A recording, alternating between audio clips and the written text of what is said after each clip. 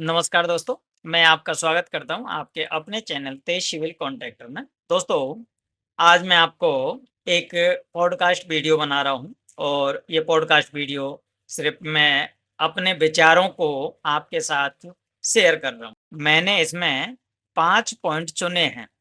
5 पॉइंटों में क्या होगा, एक-एक करके मैं आपके सामने बताने वाला हूं। पहला पॉइंट है, कुछ लोग कहते हैं कि सर आप कहाँ रहते हैं? क्या करते हैं? आप कहाँ से हो? आपकी लोकेशन क्या है? आपका एड्रेस क्या है? इसके बारे में बात करूँगा। दूसरा पॉइंट क्या है, जो नए कॉन्ट्रैक्टर हैं, वो नए कॉन्ट्रैक्टर बनने से पहले किन बातों का ध्यान रखें? उनको आगे चल के क्या प्रॉब्लम आएँगी और किस तरीके से उनको स्टार्ट करना चाहिए? फिर अगला पॉइंट आता है, तीसरा, जो पुराने कॉन्ट्रैक्टर हैं, वो सरकारी रजिस्ट्रेशन कराने में उनको क्या दिक्कतें आगे आती हैं और किन चीज़ों का ध्यान रखना चाहिए। फिर अगला पॉइंट आता है, आधी अधूरी जानकारी से कैसे फंसते हैं लोग, चाहे वो प्राइवेट कॉन्ट्रैक्टरी में यहाँ जाके फंसते हैं, चाहे वो सरकारी कॉन्ट्रैक्टरी में जाके फंसते हैं। तो इन बातों पर मैं आगे आपको सारी एक-एक करके क्लियर करने वाला हूँ। दोस्तों, वीडियो में बना रहिएगा और एक-एक करके सारी जानकारी की बात करता हूँ। सबसे पहले मैं एक पॉइंट का आपके सामने वो करना जा रहा हूँ कि मेरी जानकारी लोगों को इस बात का एक वो होता है कि पता नहीं कहाँ से बोल रहे हैं, क्योंकि आजकल फ्रॉड बहुत ज़्यादा है। तो इस बारे में उनका सोचना बहुत वाजिब बात है, क्योंकि हर कोई आदमी इस बात को सोचेगा, तो कहेगा कि पता नहीं कहाँ से हैं, कौन है, क्योंकि पहली बार जो लोग आते हैं उनको इस चीज़ का प्रॉब्लम होती है। तो मैं उनसे एक ही बात कहता हूँ कि मैं सेफ्टी वाइज़ मेरी लोकेशन शेयर नहीं करता हूँ। लेकिन मैं आपको एक चीज़ बताने जा रहा हूँ।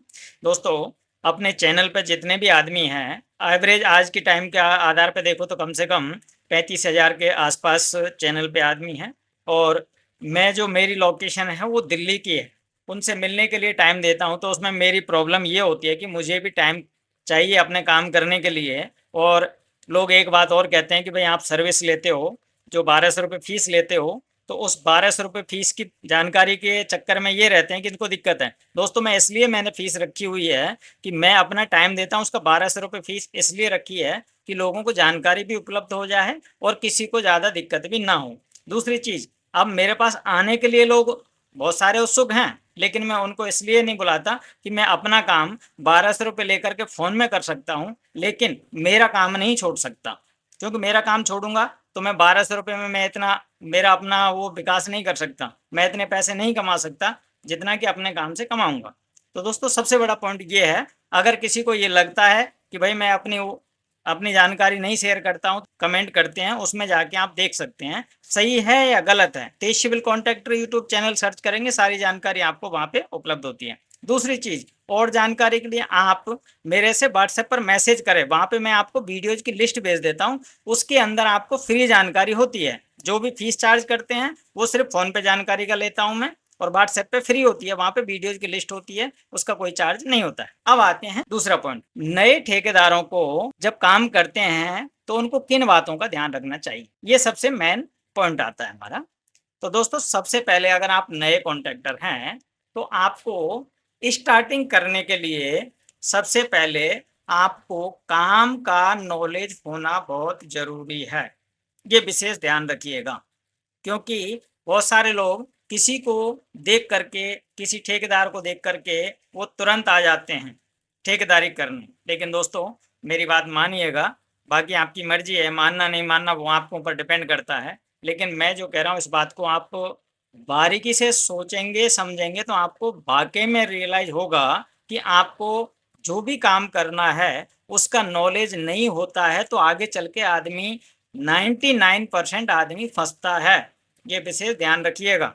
तो नए ठेकेदारों को सबसे पहले कहीं पर भी ठेकेदारी का काम सीखना चाहिए, चाहे वो किसी ठेकेदार के पास सीखें, चाहे वो किसी अच्छे कॉन्ट्रैक्टर होते हैं उनके पास सीखें, चाहे पहले स्टार्टिंग करना है तो अपने गाँव देहात में भी अगर आदमी कोई काम करना चाहे, तो वो अपने गाँव देहात में जो लोकल में काम होता है, वहाँ पे जाकर भी वो पहले एक छोटा-सा काम होता है, जैसे किसी 4 कमरे का मकान बन रहा हो, तो उसमें भी जाकर के वो काम सीख सकता है।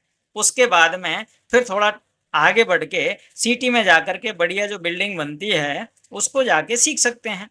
अब अगला पॉइंट आता है, उसके बाद में क्या करना चाहिए, उसके बाद में फिर आपको ठेकेदारी स्टार्ट करनी चाहिए। ये नए कॉन्ट्रैक्टर में। अब आते हैं पुराने कॉन्ट्रैक्टर, ओल्ड ओल्ड कॉन्ट्रैक्टर।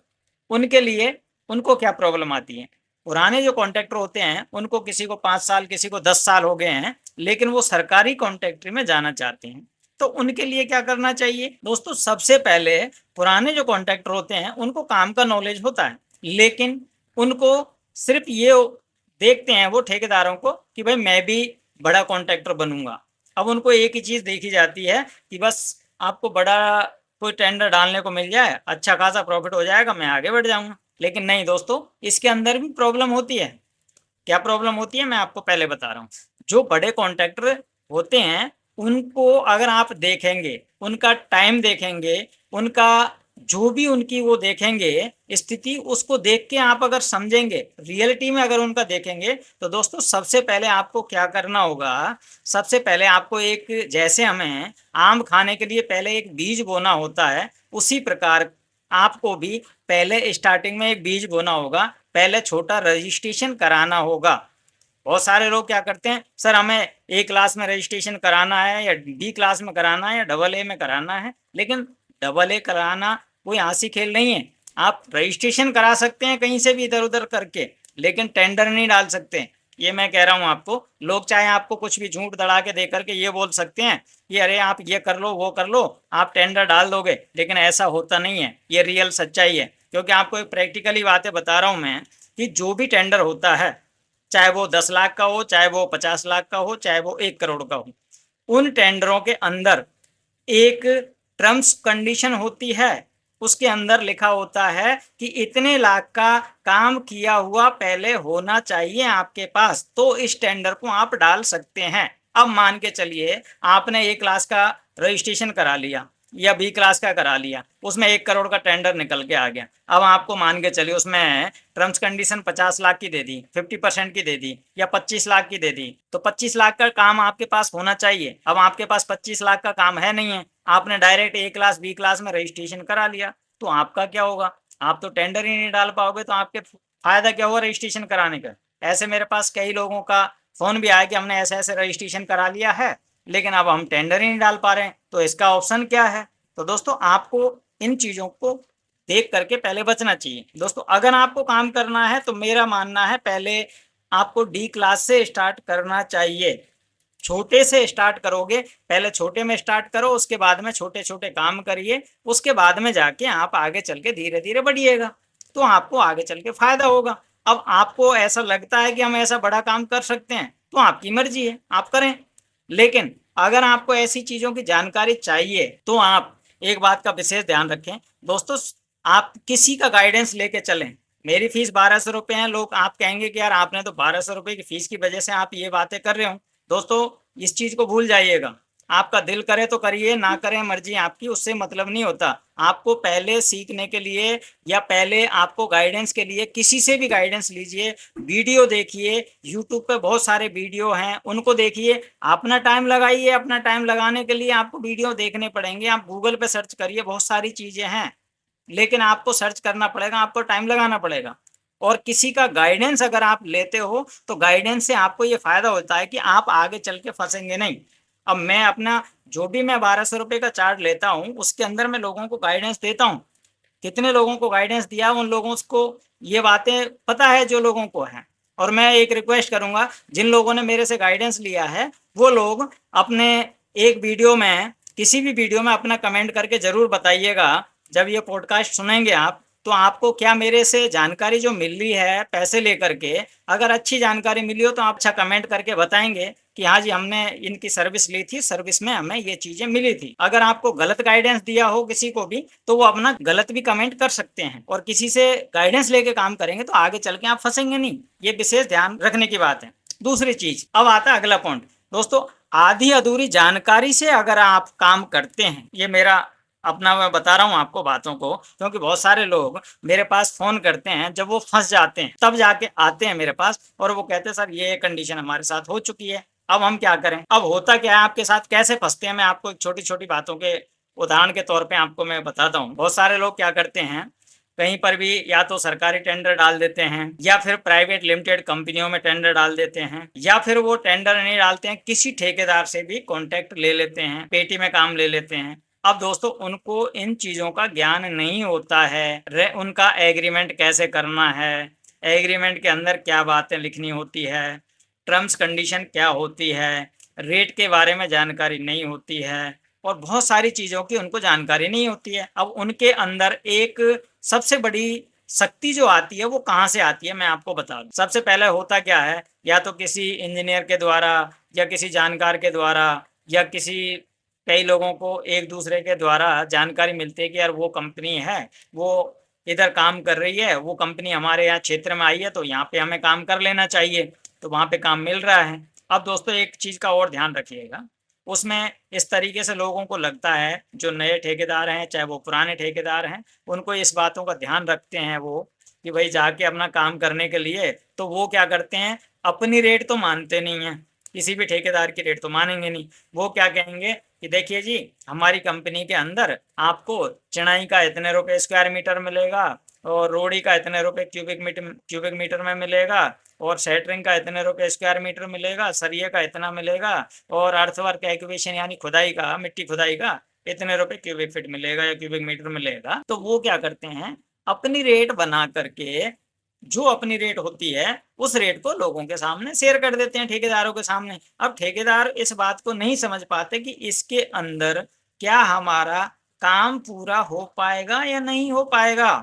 उनको लगता है कि हम आराम से कर लेंगे। लेकिन दोस्तों एक बात ध्यान रखिएगा, जो कंपनी आपको अपनी रेट दे रही है उसमें आपको एक चीज का विशेष ध्यान रखना चाहिए, क्या अपनी रेट में हम उनको पूरा काम करके दे सकते हैं। मेरे पास बहुत सारे लोगों का ऐसे फ़ोन आता है जब वो फंस जाते हैं और वो बाद में जाके उस काम को छोड़ देते हैं, तो उनके और भी पैसे मर जाते हैं। तो ये आधी अधूरी जानकारी के कारण ऐसी कंडीशन होती है। दोस्तों मेरी बात मानिएगा, अगर आप इन बातों को एक तरीके से अगर पूरी छानबीन करके अगर कहीं पे काम करते हैं तो आपको बहुत सारा फायदा हो सकता है। आपको ये जानकारी पहले से ले लेनी चाहिए, लोगों के द्वारा या किसी इंजीनियर के द्वारा, या फिर जहाँ पे आप काम करने जा रहे हो वहाँ पे पहले से कॉन्ट्रैक्टर लगे हैं या लेबर लगी है, या वहाँ पे इंजीनियर है या सुपरवाइजर है, तो बहुत सारे लोग हैं जो आपको जानकारी दे सकते हैं।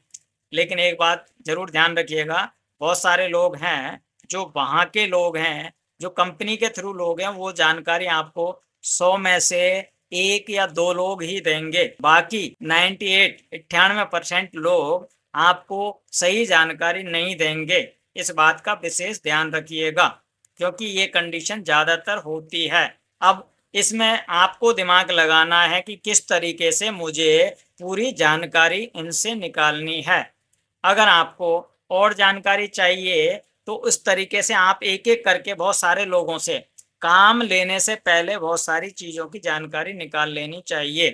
दोस्तों इन चीज़ों को बारीकी से अगर आप समझते हो तो आपको एक-एक करके पूरी जानकारी मिल जाएगी, और सारे काम एक तरीके से अपने दिमाग से पूरा रूल रेगुलेशन के अनुसार अपनी रेट फाइनल करें खुद, और उसके बाद में आपको आगे रेट में जो भी काम करना चाहें उस रेट में आप उनसे एग्रीमेंट बना के लें, उनसे वर्क ऑर्डर बना के लें, तब जाके आगे काम करें, जिससे कि आपको आगे फंसने के चांस नहीं रहते हैं। तो ऐसे आप काम करेंगे तो आगे चल के नहीं फंसेंगे। दोस्तों और जानकारी के लिए आप अपने चैनल तेज सिविल कॉन्टैक्ट को सब्सक्राइब कर सकते हैं, और आने वाली हर वीडियो को आपको मिल सके। थैंक यू दोस्तों।